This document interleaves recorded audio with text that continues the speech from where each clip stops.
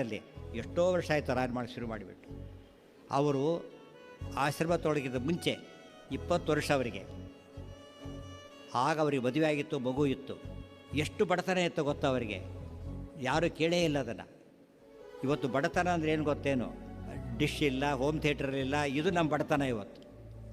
ಅವ್ರ ಬಡತನ ಹಾಗಲ್ಲ, ತಿನ್ನಕ್ಕೆ ಅನ್ನ ಇಲ್ಲ ಗೊತ್ತಾಯ್ತಾ. ವಾರಕ್ಕೆ ಒಪ್ಪತ್ತು ಅರ್ಧ ಹೊಟ್ಟೆ ಊಟ ಮಾಡ್ತಿದ್ರಂತೆ. 4 ವರ್ಷ ರಾಯರು ಹಾಗಿದ್ದರು, 4 ವರ್ಷ. ಯಾರಿವತ್ತು ಮನೆ ಮನೆಯಲ್ಲಿ ಆರಾಧಿತರಾಗ್ತಿದ್ದಾರೆ, ಕಲ್ಪವೃಕ್ಷ ಕಾಮಧೇನು ಅಂತ ಕರೆಸ್ಕೊತಿದ್ದಾರೆ. ಅವ್ರಿಗೆ 4 ವರ್ಷ ಏನೂ ಇಲ್ಲ, ವಂಡರ್ಫುಲ್ ಲೈಫ್ ಅವರು. ಆದರೆ ಏನು ಮಾಡಿದ್ರು ಗೊತ್ತಾ, ಬರೀ ಓದ್ತಾಯಿದ್ರು. ಅವ್ರು ಎಷ್ಟು ಮಟ್ಟಿಗೆ ಅದನ್ನು ಅರ್ಥ ಮಾಡಿಕೊಂಡ್ರು ಅಂದರೆ, ಅನ್ನ ಬಟ್ಟೆ ಇದ್ದಿದ್ದರೆ ಅದಕ್ಕೆ ಟೈಮ್ ವೇಸ್ಟ್ ಆಗ್ತಿತ್ತು. ದೇವ್ರಿಗೆ ಓದ್ಲಿಕ್ಕೆ ಇನ್ನೂ ಅವಕಾಶ ಕೊಟ್ಟ ಅಂತ ಓದ್ಲಿಕ್ಕೆ ಶುರು ಮಾಡಿಬಿಟ್ರೆ. ಹೋಗಲಿ, ಹೆಂಡತಿ ಇದ್ದಾಳೆ, ಮಗು ಇದೆ, ಇವರಿಗೆ 20 ವರ್ಷ.